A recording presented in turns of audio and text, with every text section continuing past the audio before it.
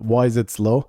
Well, it's blocking. It's not allowing me to do other things that I might need to do as a process. I can be doing tons of CPU intensive work and you just blocked me? How dare you? That is rude. The oldest trick of the book to do asynchronous I/O is to offload it to a thread or another process. So we're still doing synchronous I/O, but someone else is blocked, not me. I'm free. I'm free. As a main process, I'm free. I'm just gonna spin a process and I'm gonna ask that process to actually do the I/O for me. We need to start with the idea of synchronicity versus asynchronicity. I talked about this many times in this channel and my podcast. Essentially, to be synchronous is, think of it as a client. You're calling some sort of an API, some sort of a backend, some sort of a server. Doesn't matter. If your call blocks the execution of the rest of the instructions in your program, that is a synchronous call. We call this API synchronous because it did not allow you to move to the next instruction unless you get an answer. Okay, so you're blocked, and when you're blocked, you don't get to execute the rest of your instructions. Asynchronous, on the other hand, is you run and you delegate that job to some other party often, and then you move on.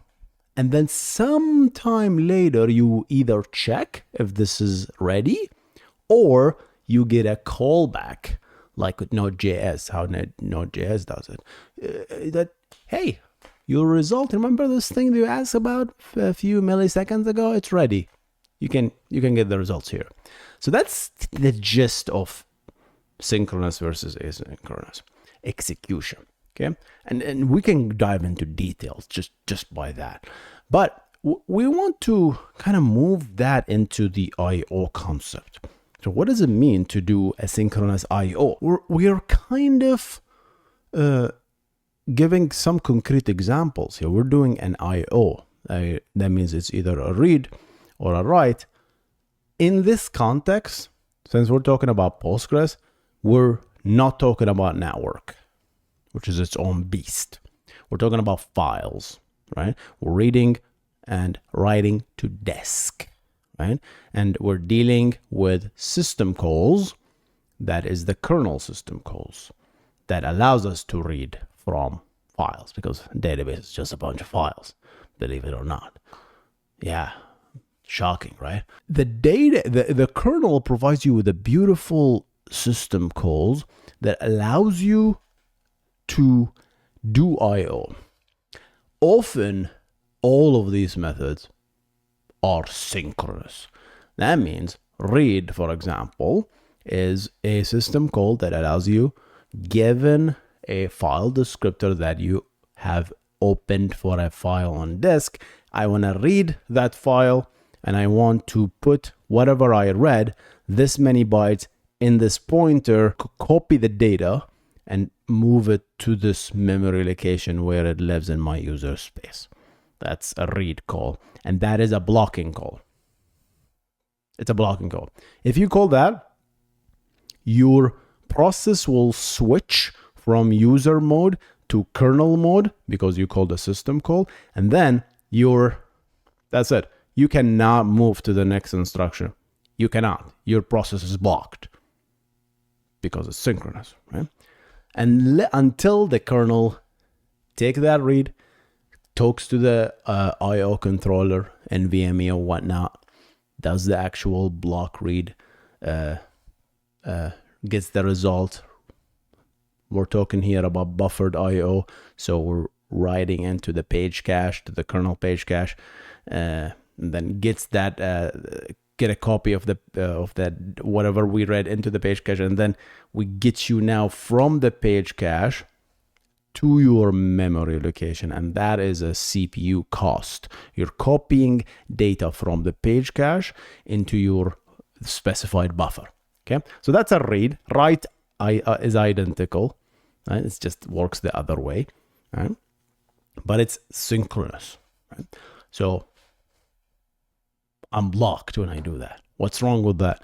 Well, if it's wrong, if you're doing a read, you get something and you read it. Think of it, implement a full table scan. You read, get something, process it. Read, block, get something, process it.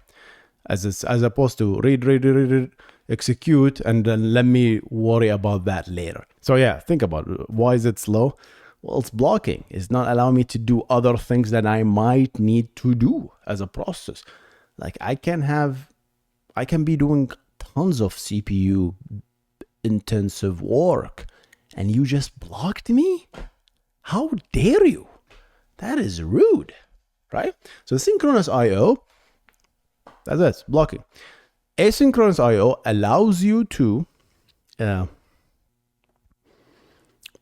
unblock yourself. Well, the oldest trick of the book to do asynchronous IO is to offload it to a thread or another process. So we're still doing synchronous IO, but someone else is blocked, not me. I'm free. I'm free. As a main process, I'm free. I'm just gonna spin a process and I'm gonna ask that process to actually do the IO for me. Guess who's doing that? Node.js. Yeah, for the longest time, Node.js exclusively worked on that mode. For files. Don't yell at me, for files. Network is a different beast. I talk about all of this, by the way, in my Node.js course if you're interested to know the details and the inner workings of this. Go head to node.win, W-I-N. It will redirect you, get you a coupon. Worker thread. Beautiful design. Nothing wrong with that. Okay? So let do the asynchronous IO, but let someone else get blocked. So we're still getting blocked, right? And Node.js, by the way, uses a library called libuv to implement that piece. Right? In recent releases, they switched to IO-ring, which is what we're about to talk to next. Right?